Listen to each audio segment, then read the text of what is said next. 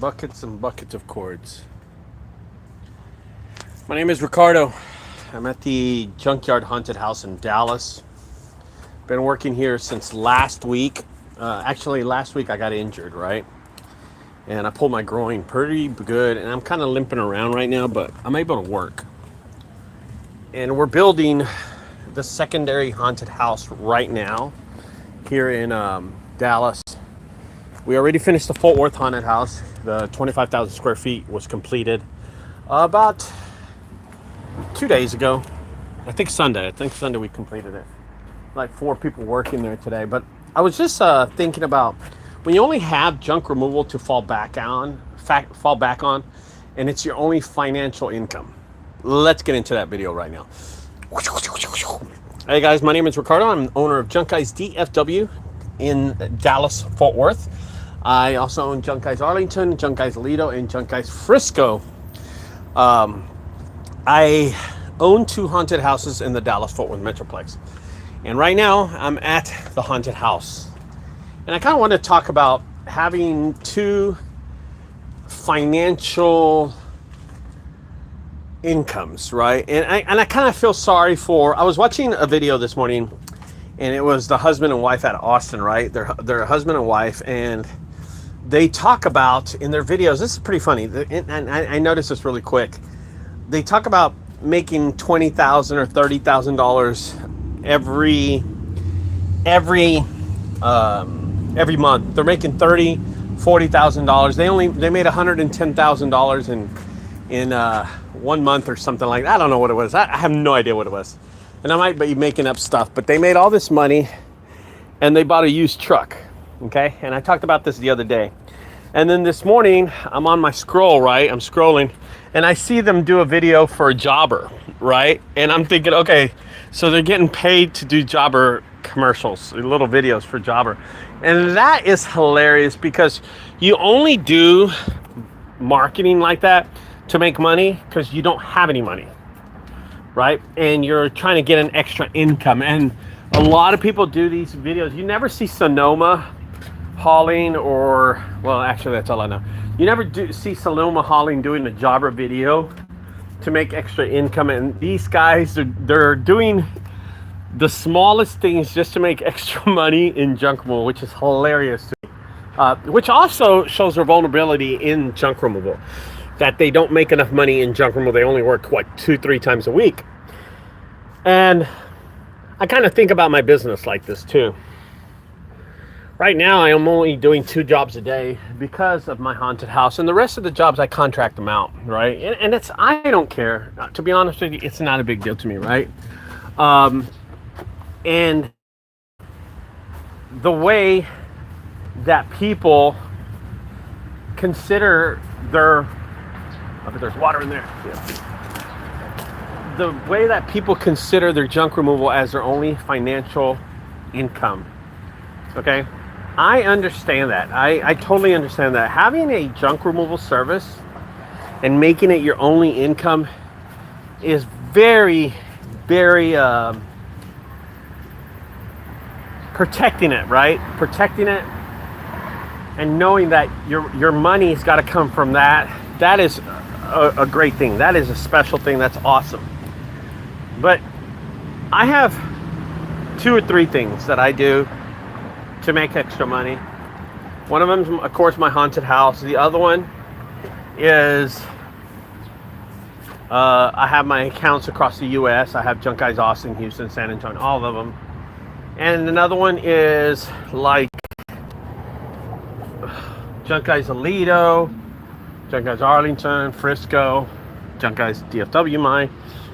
And I have a kind of, other streams of revenue, and then we have our resale too, which I really don't do much, but we do have it at least. There's so many aspects to junk removal that people don't realize that you can make extra money. But it's so good to have something else to fall back on.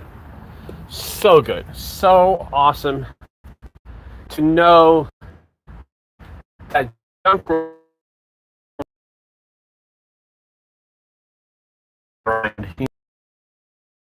when I say something like that, because yesterday That's a big old spider. Look at this size of this mug right here. Look at this boy. Look at that boy. Look at him. Look at him climbing. Isn't that crazy? And he wasn't here yesterday.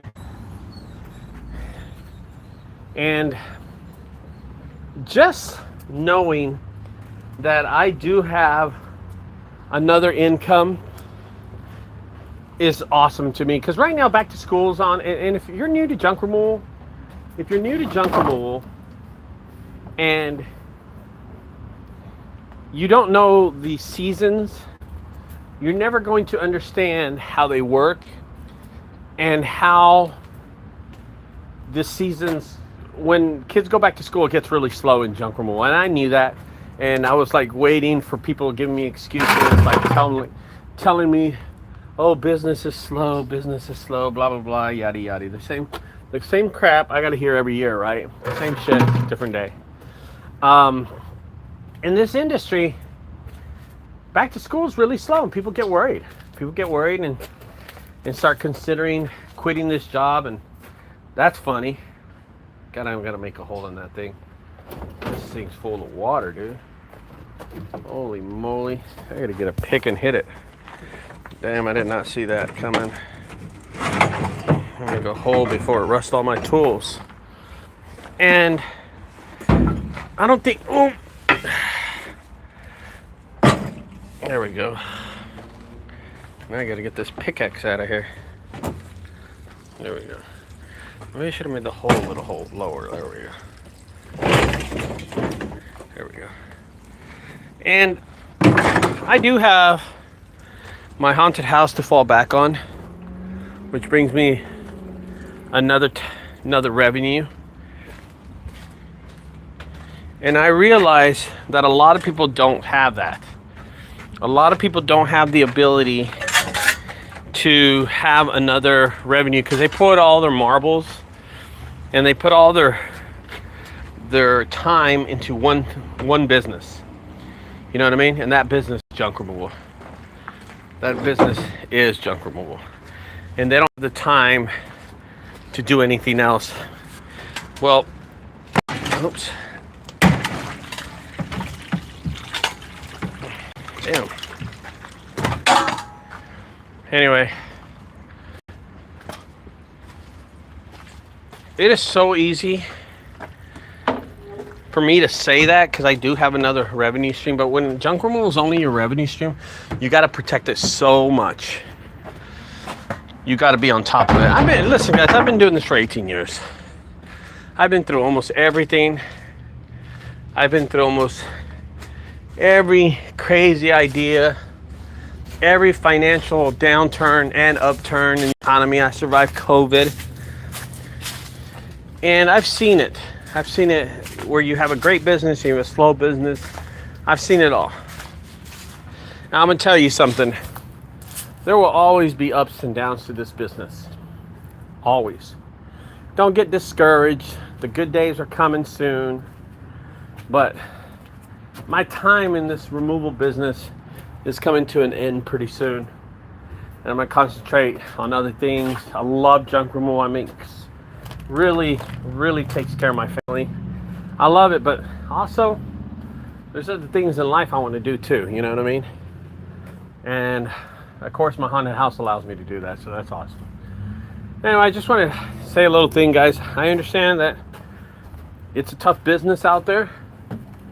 I also understand that a lot of people are struggling right now because this business is slow.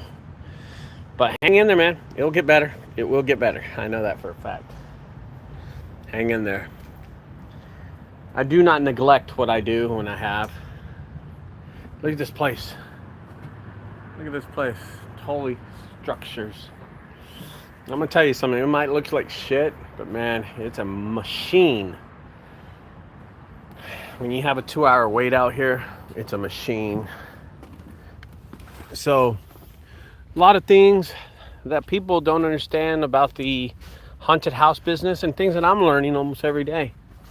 But things that will come to me a lot easier than it comes to other people. All I can tell you guys is that we have different perspectives in life, our money, different way we make money, but all in the long run, it's all the same thing. We're all trying to work hard for ourselves. Holy cow, I'm not going in there. Yep. I'm not going in there. All right, I got to talk to y'all later, guys. I'm out of here. Have a great day. And have a great day if I can turn this damn off. Let me see. Oh. Oops. Nope. Oh my gosh. I'm going to have a seizure doing this stuff. See y'all later, guys.